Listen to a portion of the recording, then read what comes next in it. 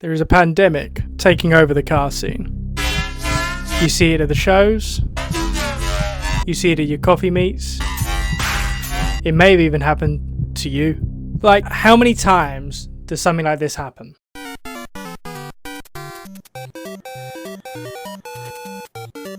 Yo, it's a sick car. What power is it running? Oh yeah, it's sitting about 487 horse. It's not too bad. Yeah, that's sick. What stage is it?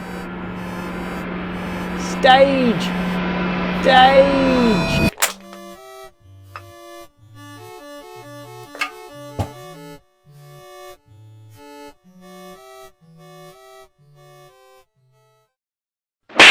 Now, don't blame me for thinking like that. Tuning companies have been doing this for years. But this little virus started in the 2000s because of a game.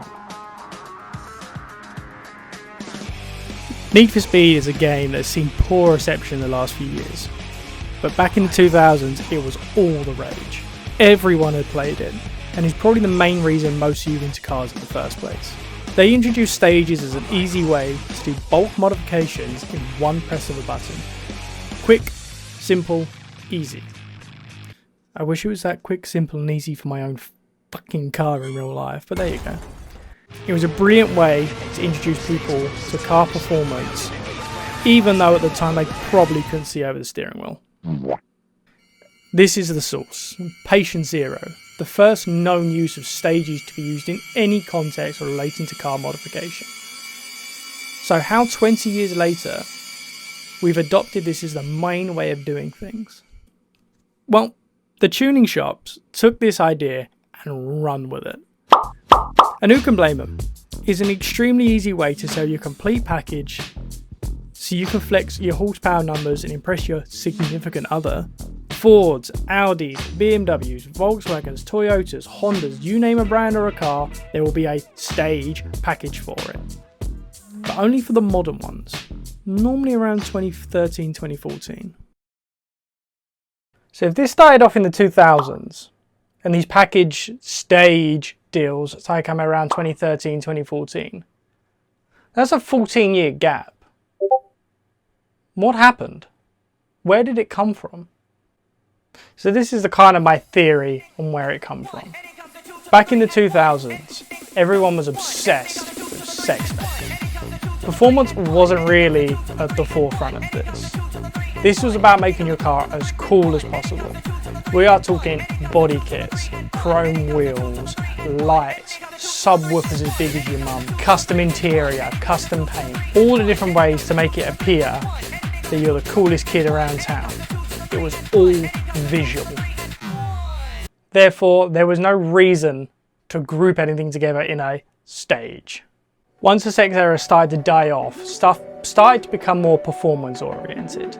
And at the exact same time, the kids who were playing Need for Speed are now just passing their test. They're getting all these new cars and they want to make them faster. They see these tuning companies doing stages and go, that's familiar. I saw that when I was growing up. And therefore, stages took over and there was no stopping it. So what is a stage? Essentially, it's a group of modifications combined into one package for one sum. Stage one is pretty mild stuff. Air filter, maybe a catback exhaust and a little flash tune. You get an increase of 10% over the stock horsepower. Stage two gets a little bit more in depth, commonly more airflow, so bigger intercooler, intake piping, and another flash tune, 15 to 20% increase over stock. Stage three is when most companies tend to stop. Mostly this stage is putting on bigger turbos, injectors, exhaust manifolds, and turbo back exhausts. Again, along with a flash tune, you can get around 30% upwards from your stock horsepower. Just a quick disclaimer, there is so many different vehicles and different engines that this is not going to be an exact same thing for every single car. This is just a quick off the top of my head what I've seen most commonly. But it does bring into the problem of the stage system. So we have two cars here, Ford Fiesta ST and an Audi S3. Both are turboed, both are hatchbacks. Both cars have a stage 2, so they should have the same power. Wrong! The S3 had more power from factory, so it will have more power once more modifications are done. And this is the problem. When you go up to someone and go, "Yeah, my Fiesta is stage 2, bruv," it means positively dickle. All you've said there is you don't know what was done, you just paid a guy a lot of money and then sent your car away. When in fact, it has a list of modifications and a horsepower at the end of it. And here lies the issue. People don't actually know what's happening to their car when they shove it off to a tuning company, or what these performance modifications actually mean and how it makes your car faster. Now, there is nothing wrong with being a beginner and not knowing anything. That's where everyone started off. However, do not go out bragging that you've got a stage 2 Fiesta or a stage 3 Audi. So if you do want to show your horsepower off to these lovely ladies and these other guys that you want to impress, know what you're talking about. Do your research. Don't just say it's got a stage tune. Now, I want to say there is nothing wrong with these tuning companies and what they're doing. It's a very good way to get people into the car scene, which we all need. The car scene is dying slowly, and any way to get people into the car scene is a good thing for everyone. But not everything is a stage. Most of these high power, higher end engine swap builds are not done in stages. It's taken years of dedication, practice, trial and error to get these vehicles to the showstoppers that they are today. Stages do not apply for these.